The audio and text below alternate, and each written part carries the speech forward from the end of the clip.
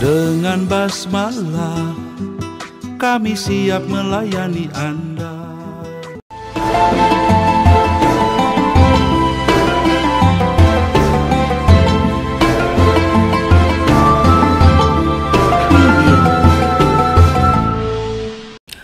Assalamualaikum warahmatullahi wabarakatuh. Innal hamdalillah nahmaduhu wa nasta'inuhu wa nastaghfiruh wa na'udzu billahi min syururi anfusina wa sayyiati a'malina may yahdihillahu fala mudhillalah wa may yudlilhu fala hadiyalah. Asyhadu an la ilaha illallah wahdahu la syarikalah wa asyhadu anna Muhammadan abduhu wa rasuluh. Allahumma sholli ala Muhammadin wa ala alihi wa ashabihi ajmain, amma ba'. Ikhwatu iman rahimakumullah. Alhamdulillah, pada pagi hari ini kita berkesempatan untuk kembali mengadakan kegiatan taklim bagi seluruh karyawan dan keluarga Rumah Sakit Islam Asy-Syifa Kota Sukabumi. Mudah-mudahan kita semua selalu berada dalam limpahan rahmat dari Allah Subhanahu wa Ta'ala, sehingga seluruh kegiatan yang kita lakukan, baik ketika berada di rumah sakit maupun ketika berada di luar, semuanya menjadi ibadah kita kepada Allah Subhanahu wa Ta'ala. Kebetulan kita sudah masuk di bulan Muharram, di mana sebagian umat Islam menjadikan masuknya atau tahun baru Islam ini sebagai sebuah momentum untuk melakukan berbagai macam hal yang positif bagi kemajuan Islam. Salah satunya adalah melakukan muhasabah, melakukan introspeksi terhadap diri masing-masing, karena dengan bergantinya tahun, hakikatnya umur kita semakin berkurang. Itu berarti kita semakin dekat dengan kematian. Dan sebagai seorang mukmin, kita harus benar-benar melakukan berbagai macam persiapan menghadapi kematian itu, sehingga kita dinilai oleh Allah sebagai orang-orang yang solih, orang-orang yang berhak mendapatkan ridhonya, dan kemudian Allah memasukkan kita semua ke dalam surganya. Amin ya Allah ya Rabbal Alamin. Pada kajian terdahulu saya menyampaikan beberapa hal yang berkaitan dengan kepemimpinan Rasulullah Shallallahu Alaihi Wasallam. Nah, sehubungan sekarang ini kita ada dalam bulan Muharram, maka materi yang ingin disampaikan pada kesempatan ini tidak berkaitan dengan kepemimpinan Rasulullah, tapi berkaitan dengan makna hijrah. Jadi kebetulan kita sudah berada di tahun 1442 Hijriyah. Nah, ikhwatu iman sekalian, pertama saya ingin berbicara tentang sejarah bahwa terjadinya hijrah Rasulullah Shallallahu Alaihi Wasallam dari Mekah ke Yathrib, yang kemudian namanya berubah menjadi Madinatun Nabi, terjadi bukan pada bulan Muharram, tapi pada bulan Rabiul Awal. Ada beberapa catatan sejarah yang bisa disampaikan, yaitu bahwa Rasulullah Shallallahu Alaihi Wasallam singgah di Kuba pada hari Senin tanggal 12 Rabiul Awal, atau bertepatan dengan 24 September 622 Masehi. Beliau tiba di Madinah pada hari Jumat tanggal 16 Rabiul Awal, atau bertepatan dengan 5 Oktober tahun 622 Masehi. Jadi hijrah dilakukan pada bulan Rabiul Awal. Nah, bukan pada bulan Muharram. Nah, dalam perkembangan kemudian ketika Rasulullah sudah wafat dan Abu Bakar As-Siddiq sahabat beliau diangkat menjadi khalifah umat Islam waktu itu, sudah ada usulan dari beberapa orang sahabat agar dibuat kalender Hijriah. Salah satunya misalnya usulan dari Ya'la bin Umayyah, gubernur Yaman. Karena kalau ada surat dari Amirul Mukminin hanya ada dicantumkan tanggalnya saja, tanggal dan bulannya, tapi tahunnya tidak, dan itu cukup membingungkan bagi para pelaksana di bawah. Ya, tetapi usulan kepada Khalifah Abu Bakar ini belum bisa direalisasikan karena fokus perhatian Abu Bakar waktu itu adalah kepada peristiwa-peristiwa yang sangat menggoncangkan bagi keutuhan umat Islam, yaitu munculnya kelompok nabi-nabi palsu yang ternyata mereka pengikutnya jumlahnya cukup banyak juga. Kemudian yang kedua, munculnya orang-orang yang memisahkan antara zakat dengan sholat. Sholat masih mereka kerjakan, tetapi zakat tidak mereka keluarkan. Nah, perhatian Khalifah Abu Bakar waktu itu adalah kepada upaya bagaimana memelihara stabilitas umat Islam, sehingga fokus perhatian beliau kepada upaya bagaimana memadamkan pemberontakan yang muncul dari kelompok nabi palsu ini dan menyadarkan masyarakat yang memisahkan zakat dari sholat. Sehingga penggunaan kalender Hijriah waktu itu belum digunakan. Khalifah Abu Bakar menjadi khalifah hanya 2 tahun. Kedudukan beliau kemudian digantikan oleh sahabat Umar bin Khattab. Nah, pada waktu Khalifah Umar inilah muncul usulan yang sudah disampaikan pada masa Khalifah Abu Bakar. Ya, usulan tadi disampaikan oleh Abu Musa al-Ash'ari, waktu itu gubernur Kufah. Beliau menulis surat kepada Khalifah, "Wahai Amirul Mukminin, kami kadang-kadang merasa kebingungan kalau ada surat dari Khalifah, apakah surat itu berlaku untuk tahun sekarang atau untuk tahun yang akan datang? Karena tidak ada tahunnya." Nah, ternyata akhirnya Umar bin Khattab mengumpulkan para sahabat dan bermusyawarahlah mereka mengenai penggunaan kalender Hijriah ini. Ada beberapa usulan dari para sahabat. Ada yang menyatakan bahwa kalender Hijriah dimulai dari hari lahirnya Rasulullah. Kemudian usulan kedua dari sejak wafatnya beliau. Jadi hari wafatnya beliau dijadikan awal kalender Hijriah. Dan ada usulan dari Ali bin Abi Thalib, salah seorang sahabat beliau, yang menyatakan bagaimana kalau kalender Hijriah itu dimulai penggunaannya dari bulan Muharram. Terhadap usulan sahabat Ali ini semuanya setuju, dan akhirnya Khalifah Umar memutuskan bahwa kalender Hijriah diawali sejak peristiwa terjadinya hijrah Rasulullah dari Mekah ke Madinah, meskipun terjadinya pada bulan Rabiul Awal, tapi semua sahabat menyetujui agar kalender Hijriah itu dimulai dari bulan Muharram. Maka sejak saat itulah digunakan kalender Hijriah, mulai dari peristiwa terjadinya hijrah Rasulullah dari Mekah ke Yathrib yang terjadi pada bulan Rabiul Awal.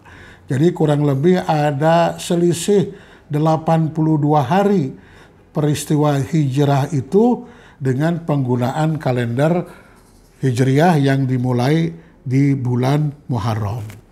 Nah, ini menyinggung sedikit sejarah tentang penggunaan kalender Hijriah.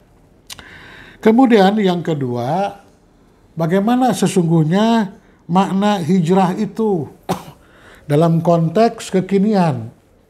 Apakah kita masih perlu melakukan hijrah?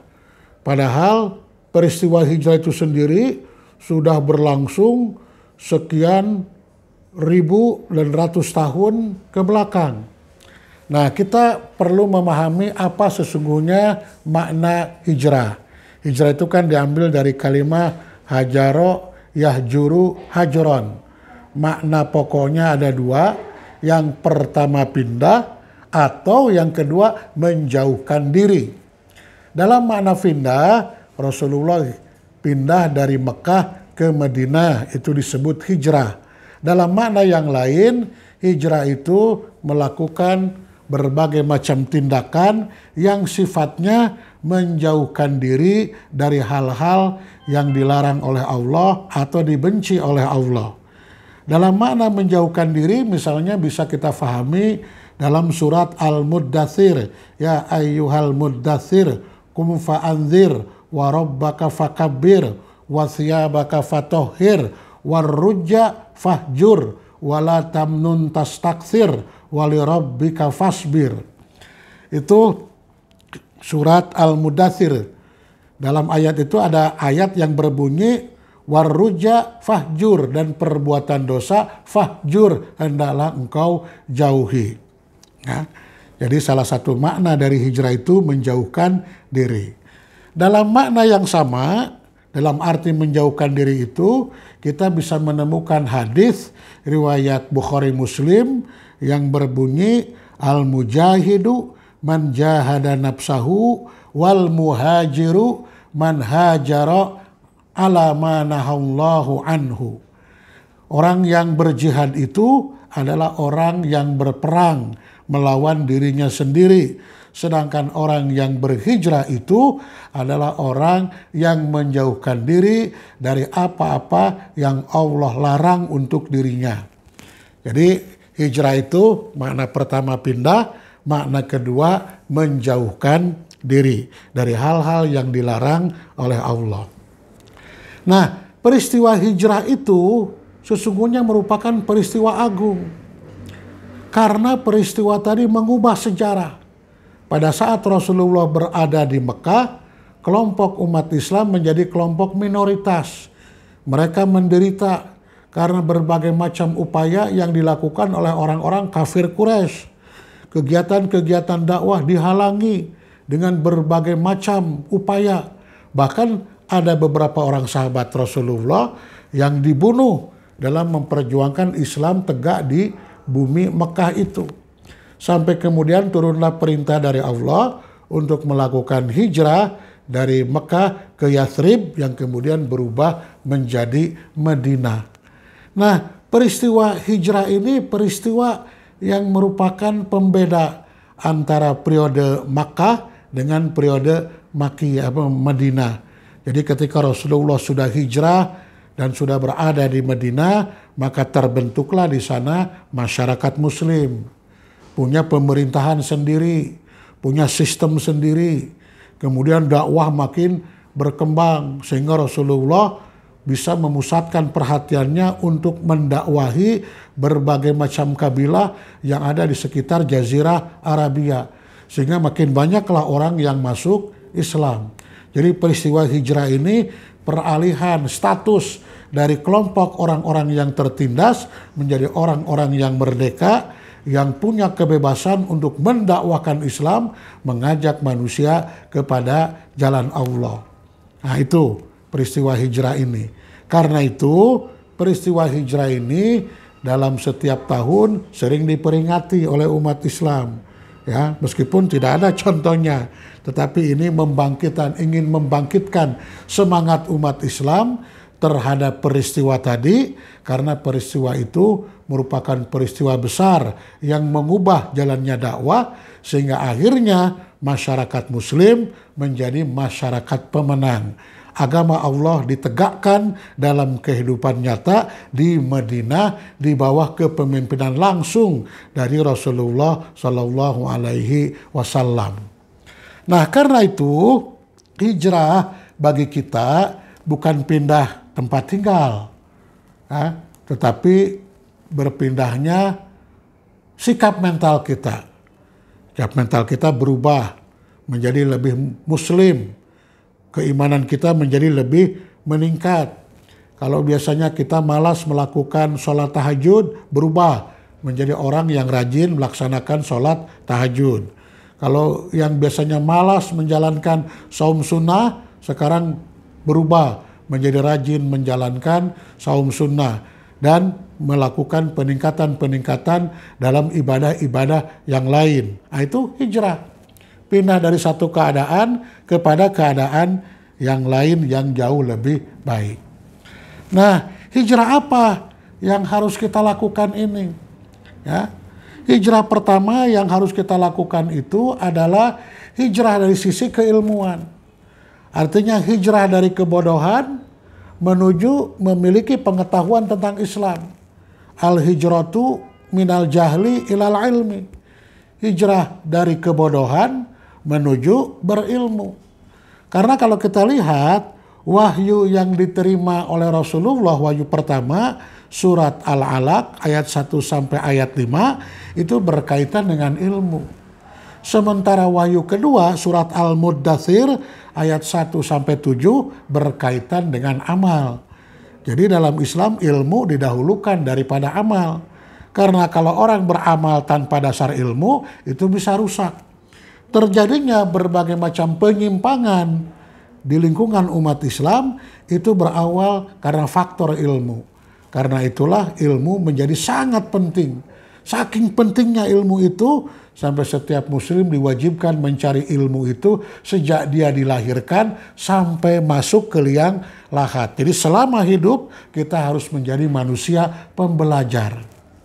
Nah, jadi hijrah itu yang pertama, al-hijratu minal jahli ilal ilmi. Hijrah dari bodoh menuju berpengetahuan. Nah, kalau umat Islam pengetahuannya bertambah, pemahamannya tentang Islam bertambah, itu akan terjadi perubahan-perubahan besar.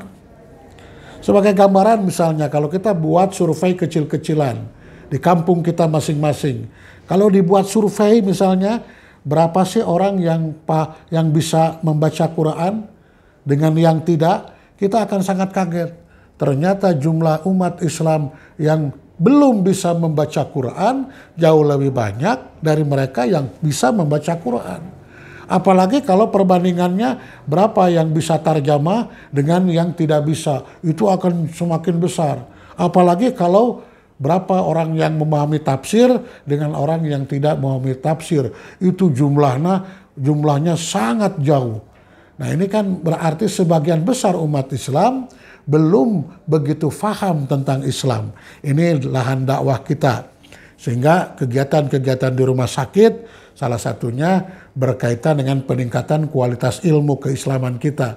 Sehingga akhirnya nilai-nilai Islam ini bisa kita terjemahkan dalam kegiatan kerja kita, dalam kegiatan ke rumah sakitan kita, maupun dalam kegiatan-kegiatan sosial kita di masyarakat. Ini hijrah yang pertama, al-hijratu minal jahli ilal ilmi. Kalau hijrah yang pertama ini sudah dilakukan, maka nanti pengaruhnya akan muncul hijrah-hijrah yang lain. Salah satunya adalah al-hijratu minasyirki ilal ikhlas. Hijrah dari keadaan syirik menuju tauhid. Kita perlu menyadari bahwa sebagian umat Islam masih ada yang menjalankan hal-hal atau ritual-ritual syirik. Mereka menjalankan itu karena mungkin mereka tidak tahu bahwa perbuatan itu merupakan perbuatan syirik. Masih banyak umat Islam misalnya yang menyediakan sajen, ditaruhlah di tempat-tempat tertentu karena dia mengharapkan bantuan dari makhluk gaib dan lain sebagainya. Itu perbuatan-perbuatan syirik yang oleh sebagian umat Islam masih banyak yang melakukannya. Itu muncul karena ketidaktahuan mereka tentang Islam yang sebenarnya. Jadi ini berkaitan dengan ilmu juga. Nah, tapi kalau ilmunya kita tingkatkan, pemahaman mereka terhadap Quran, terhadap hadis-hadis Rasulullah, terhadap sirah nabawiyah, kemudian kita tingkatkan lagi pemahaman mereka kepada misalnya peninggalan-peninggalan dari para salafus sholih, dari para ulama terdahulu kita. Banyak yang meninggalkan kitab, kemudian kitab-kitabnya kita kaji, kita pelajari. Niscaya akan terjadi peningkatan kualitas ilmu umat Islam dan itu akan berdampak pada semakin banyaknya umat Islam yang tauhidnya semakin bersih, semakin ikhlas kepada Allah, dan hal-hal yang syirik bisa ditinggalkan. Jadi hijrah dari sisi ilmu akan melahirkan hijrah yang kedua, hijrah dari perbuatan-perbuatan syirik menuju tauhid. Nah, kalau hijrah dari perbuatan syirik menuju tauhid ini sudah kita lakukan, maka hijrah berikutnya akan mengikuti apa? Al-hijratu minal bid'ah ila sunnah. Hijrah dari hal-hal yang bid'ah kepada sunnah. Jadi banyak umat Islam melakukan perbuatan bid'ah karena mereka kebanyakan berislamnya bukan karena ilmu, tapi karena mereka melihat tradisi yang ada. Sehingga banyak perbuatan-perbuatan bid'ah yang tetap hidup dalam masyarakat kita. Nah, karena itu mendakwahi mereka sehingga mereka jauh lebih mengenal Islam, ilmu mengenai Islamnya bertambah, maka perbuatan-perbuatan syirik, perbuatan-perbuatan bid'ah itu akan bisa mereka tinggalkan. Jadi hijrah itu yang harus kita lakukan. Nah, kalau kita melihat bagaimana dakwah Rasulullah ketika berada di Mekah, itu berbeda strateginya ketika beliau sudah berada di Madinah. Ya, tujuan sementara dakwah ketika Rasulullah berada di Mekah itu fokus pada salimul akidah, pada pembentukan pribadi muslim yang ciri utamanya salimul akidah, selamat akidahnya, tidak tercampuri oleh syirik sedikit pun. Kemudian sahihul ibadah, beres ibadahnya, artinya ittiba kepada Rasulullah dan niatnya pun dilakukan karena ingin mendapatkan keridhaan Allah. Matinul khuluq, kuat akhlaknya, hasil ibadahnya ternyata berpengaruh besar pada pembentukan akhlak para sahabat. Nah, jadi itu ketika beliau berada di Mekah. Tapi ketika beliau hijrah dari Mekah ke Madinah, strategi dakwahnya berbeda. Di Madinah itu adalah takwinul ummah, pembentukan masyarakat muslim yang ciri pokoknya ada 3. Satu, kesatuan dalam pandangan hidup, kesatuan fikir, jadi wahdatul fikrah. Tidak ada umat Islam yang berbeda. Umat Islam sama memandang Islam itu seperti apa, Quran itu seperti apa, hadis-hadis Rasulullah seperti apa. Nah, itu sama, tidak ada yang berbeda.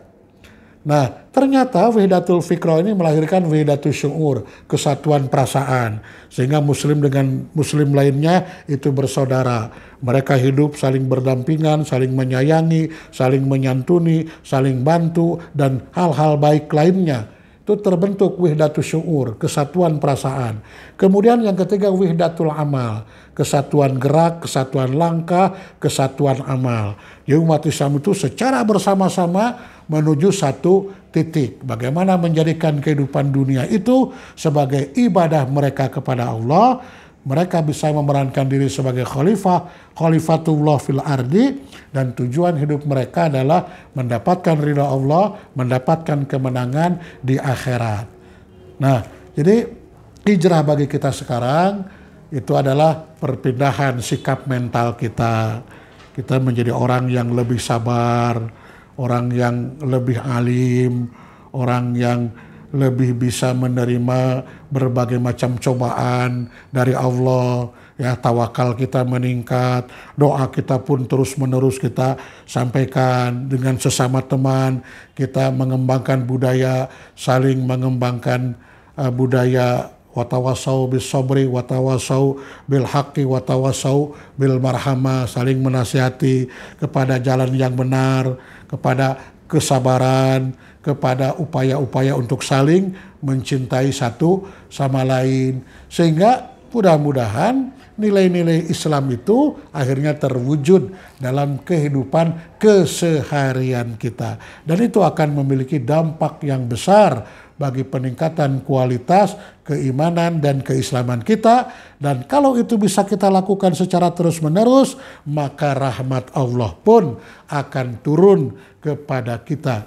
Dan merupakan salah satu tujuan hidup kita sementara. Hidup di dunia kita mendapatkan rahmat Allah, sementara tujuan akhirnya adalah mendapatkan ridha Allah, kita semua dikumpulkan oleh Allah di surganya.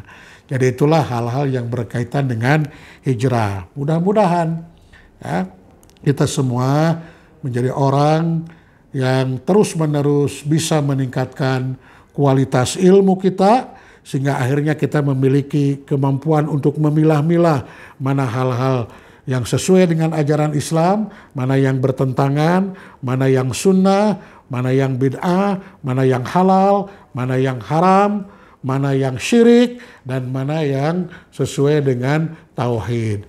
Mudah-mudahan hijrah seperti itu kalau kita terus-terusan lakukan akan berdampak positif bagi peningkatan kualitas kehidupan kita semua.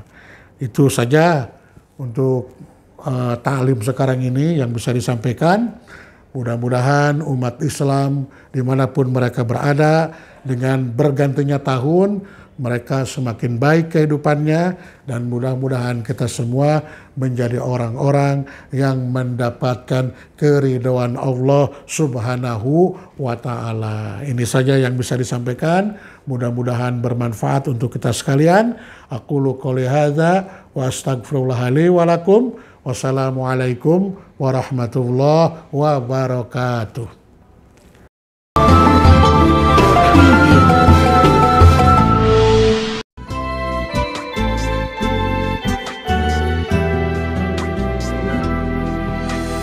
Dengan basmalah kami siap melayani Anda.